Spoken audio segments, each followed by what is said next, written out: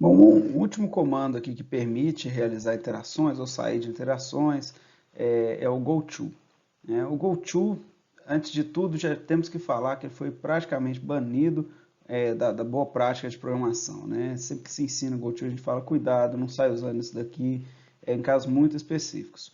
Porque o goto ele permite que você crie um rótulo no código, né? Você dá um nome mesmo, é o label, você cria um label, põe dois pontos, é simplesmente uma palavra, dois pontos. E aquilo marca uma parte do código, né? Você chama lá, sei lá, fim, início, meio, você põe o nome que você quiser lá e no meio do seu código você pode dar um go to e ir para aquele trecho. Você pula para aquele ponto exatamente. Você pode até implementar um loop dessa maneira, você pode ficar implementando várias coisas dessa forma. Dá uma liberdade danada. Porém, isso aqui parece aquela brincadeira de caçar tesouro, certo? Você acha, procura na gaveta tal, você abre a gaveta, tem um outro bilhete falando, vai para tal parte. O código se perde, vira uma confusão, aonde que está o fluxo de execução, para o programador entender seu código, né? E hoje em dia, talvez um ponto que deveria ser mencionado agora, não existe uma empresa complexa assim que lida com desenvolvimento de software em larga escala, com softwares um pouco maiores, né? Aquilo é feito a muitas mãos, são muitos programadores, cada um fazendo um trecho, fazendo funções específicas, uma turma testando. Então a coisa não é tão simples quanto desenvolver um trabalhinho pequeno, né? De quando está aprendendo a programar. Então o GoTo ele traz uma complexidade para o entendimento do código que não é bem-vinda nesse tipo de ambiente onde várias pessoas estão trabalhando no mesmo código. Então a gente já ensina falando não usa, né? Então eu vou mostrar aqui a sintaxe, como que ele é, e um exemplo específico onde esse negócio pode ser útil, né? Aqui está um código que tem três for, um dentro do outro, né? Então, essa execução que você tem vários fors, um dentro do outro, e de repente você encontra uma condição específica em que você quer sair de tudo ao mesmo tempo. Em vez de colocar vários breaks, né, várias condições com breaks, ou de alguma maneira encerrar, você quer encerrar isso daqui, né, quer sair de todos esses fors ao mesmo tempo, né, aí você pode usar. Você cria o fim, cria um label aqui, né, fim do programa, go to fim. Aí ele esbarrou com essa condição específica que eu devo encerrar a coisa toda, aí sim eu vou encerrar com ela. Aí é um uso só, uma coisa razoavelmente pequena, né? Não é o fim, o label está logo aqui, a gente não tem vários labels, vários go-tos apontando cada hora para um, aí a coisa não se perde, e nesse caso foi bastante útil, em vez de colocar várias condições, evitar o go-to aqui traria bastante código também, você teria que colocar mais de uma condição, aqui ficou bem mais simples, né? Eu vou mostrar agora um problema e a solução para ele na linguagem C, para gente ver a aplicação, né, de comandos de repetição para a solução desse problema. Então, considere que a gente queira dizer se um número é primo, né? Como é que eu faço esse teste? Como é que poderia ser um código que faz isso? Um número primo, ele só é divisível por um e por ele mesmo, certo? Então, um algoritmo, falando aqui o algoritmo em alto nível, né, seria percorrer todos os números de 2 até o número que eu estou querendo testar, vamos chamar ele de P, né? Então, eu vou percorrendo de 2 até P, aliás, até P menos 1, não preciso testar o P, né? De 2 até P menos 1, e testando se existe algum número ali que divide, né, o meu número, o meu P. Ou seja, né, P é divisível por 2, P é divisível por 3, P é divisível por 4, vou fazer isso exaustivamente, certo?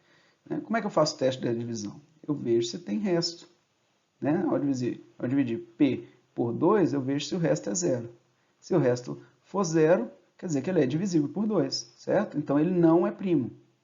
Então eu vou fazer esse teste, eu vou percorrer de 2 até P menos 1 perguntando, é divisível? É divisível? É divisível? Né? Só que eu preciso dizer, né, quando for divisível, eu já sei que ele não é primo. Mas se eu percorrer todos e não conseguir um número que divida ele, então ele não é primo. Então ele é primo. Encontrei um número que é primo, né? Então eu tenho que percorrer todos os números e ver se não encontro algum divisível. Se eu não encontrar, quer dizer que ele não tem divisível, certo? Então vamos mostrar aqui como é que a gente pode fazer isso, né? Eu vou usar uma variável que eu vou chamar de e' para marcar isso, que eu encontrei um divisível, né? Bom, aqui então já temos o código, né? Aqui eu coloquei como exemplo o primo, né, o número a ser testado, o número 7, eu coloquei nessa variável p, né? E é só de exemplo, poderia editar, colocar qualquer número. E eu criei essa variável é primo, colocando igual a 1, valor 0 ou 1. 1 é para dizer que encontrei o resultado final, que ele é primo, né? E 0 para dizer que ele não é primo, tá? Então, aqui que vai ser armazenado o nosso resultado final, até coloquei um comentário aqui no fim, né? Eu vou fazer um for, então, que vai de 2, né? Inicialmente, o valor máximo, né? A condição de parada é quando i for igual a p, ou seja, né? Ele vai ficar executando todas as condições, todos os comandos aqui dentro, enquanto i for menor que p, menor, quando ele for igual, ele para, né? Então, ele não vai executar o igual, tá? Tá vendo? Então, estou indo de 2 até p menos 1, dessa maneira. E eu vou incrementar o i de 1 em 1, né? Eu faço o seguinte teste. Se p%i for igual a 0, por cento é a forma de a gente pegar o resto, né? Então, eu estou pegando p, né, que é o 7, fazendo a divisão por 2, né, e vendo se o resto é 0. Se o resto, né, o resto 7 por 2, o resto não é 0, o resto é 1. Então, ele não vai entrar aqui, né?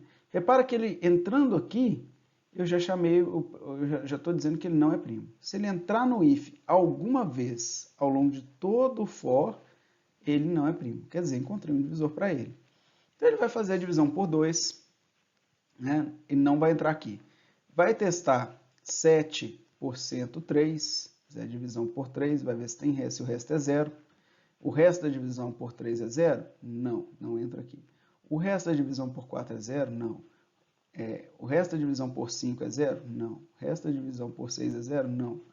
Então, ele não entrou aqui nenhuma vez. O resultado é que o número 7 é primo, quer dizer, essa variável não sofreu alteração. Eu percorri todos os inteiros de 2 até 6, perguntando se algum deles divide o 7. Né? E nenhum deles dividiu o 7. Poderia ser com 8, né? Vamos fazer com 8. Né? Então, 8, na hora que você dividir por 2, o resto vai dar 0. E aí ele vai entrar aqui e já vai marcar o primo como 0. Então, ele vai... no final, você tem que ele não é primo. Né? É uma variável booleana 0 ou 1. Bom, nesse código a gente vai fazendo todos os testes, né? De 2 até p-1. Então, são muitos testes desnecessários. Tem várias formas de melhorar isso daí. Eu vou apresentar apenas a título de curiosidade, de mostrar um código um pouco melhor, mas na prática isso é bastante útil, fazer esse tipo de poda, de melhoria nos códigos, para melhorar a eficiência dele, né? Para deixar um código que executa menos interações, mais rápido, que usa menos memória. Nesse caso não vamos lidar com memória, mas pelo menos vai ficar um pouco mais rápido. Na prática não faz tanta diferença, tá? É apenas um for. Quando a gente tem vários fors dentro do outro é que a coisa faz muita diferença. Então, uma forma de otimizar é que na hora que você encontrar que o número é primo, né, você dá um break. Né? No caso do 8, né, por 2, né, você percebeu que o 8 é divisível por 2, para que testar 8 dividido por 3, 8 dividido por 4, 8 dividido por 5, por 6, por 7, para poder sair, né? Mas se o seu número for 1000, logo na primeira você já descobriu que ele não é primo, mas você vai testar todos. Então o break, nesse caso, ele reduz bastante o número de iterações do código, a velocidade aqui também. Como é que fica o código, então, com o break? Eu vou ter o mesmo código anterior, porém aqui eu vou fazer a seguinte questão. Né? Ao dizer que o número não é primo, ou seja, marquei ele com 0, eu vou dar o break. Simplesmente sair. Então, né, no exemplo aí, 1000, né, quero saber se 1000 é primo. Ao fazer 1000% 2 é igual a 0? Sim. Então, ele entra aqui. Então, ele marca primo como falso. E ele dá o break. Aí ele não precisa testar o 3, o 4, o 5, o 6 até o 999. Mostrando aqui uma outra forma de fazer essa mesma otimização, porém sem usar o comando break. Uma forma de fazer é simplesmente mudando a condição do loop e utilizando a própria variável é primo. E nesse caso, ao detectar que o número é primo, né, eu vou ter, até que o número não é primo, eu vou ter o E' igual a zero, né? E eu posso levar isso para a condição do for, né? Então, o for ele vai ser executado aqui, ó, enquanto o i for menor que o p, e eu coloco isso daqui, ó, que é enquanto o E' for igual a 1. Inicialmente ele é igual a 1, certo? E aí, na hora que ele mudar para zero, quer dizer que o número não é primo mais e acabou o programa, certo? Então, eu colocando isso como parte da minha condição, né, enquanto só executa enquanto o E' for igual a 1. Ou seja, na hora que ele mudar para zero, ele não vai conseguir mais entrar nessa condição, que é um i, tá vendo? Então, ele não vai executar mais o for. Né? Essa é uma outra forma de fazer. Existem várias outras otimizações, tá? Uma outra que eu só vou falar, não vou mostrar o código, mas você não precisa percorrer até o P-1. Para pensar, se você fizer até, vamos pegar um exemplo aqui, o número 11. Né? Ao fazer o teste, né, de 11 dividido por 6, né, e você não encontrou nenhum primo até ali, ele não vai ser por 7, por 8, por 9, certo? Aqueles números não tem como caber um outro inteiro ali, né, superior a 2, né, como um multiplicador do 11. Então, não tem jeito mais. Né? Então, você pode ir só até a metade do número. Certo? Essa é uma outra forma de fazer. E tem formas, são otimizações, né, que você vai tornar o seu código um pouco mais rápido. Essas aqui foram só para exemplificar mesmo. Eu expliquei toda essa parte de primos para trazer com a ideia de colocar um for dentro do outro, que é a ideia de laços aninhados, um dentro do outro. Então, já está entendido como é que seria um código que me diz se um número é primo, né, ou não é primo. Agora eu quero saber todos os primos de 2 até 100. Então eu vou pegar todo aquele trecho de código que eu já fiz e colocar dentro de um outro for. Certo? O meu P, ele varia 7. Agora eu vou variar o meu P, de 2 até 100. E aí eu vou saber todos os primos, todos que são primos ou que não são primos, entre 2 e 100. Vamos ver como é que fica esse código. Eu tenho um for, tá vendo? Um for, né, que substitui o P. Então, em vez de P igual a 7, um valor fixo para ele, eu tenho, na verdade, um valor variável que eu vou percorrer várias vezes esse trecho de código todo que está aqui dentro, mudando o valor de P. Inicialmente ele vale 2, aí eu vou executar tudo. Aí agora eu vou fazer com P igual a 3, vou executar isso aqui tudo. Vou fazer com P igual a 4, executar isso tudo. Vamos ver um exemplo aqui. Então, no caso do 2, né, eu tenho todo esse código aqui que vai me dizer se 2 é primo. Né? Eu vou percorrer todos os divisores dele aqui, perguntando se 2 é primo ou não é. Né? Se tem algum divisor para ele. E aí, no final, eu vou imprimir. Né? Se é primo, for igual a 0, quer dizer que o número não é primo. Se é primo for igual a 1, né? Ou então o else usando aqui, né? Eu vou imprimir que ele é primo. Né? Então, vai ser impresso aqui 2 é primo. E aí, o valor de P vai ser incrementado.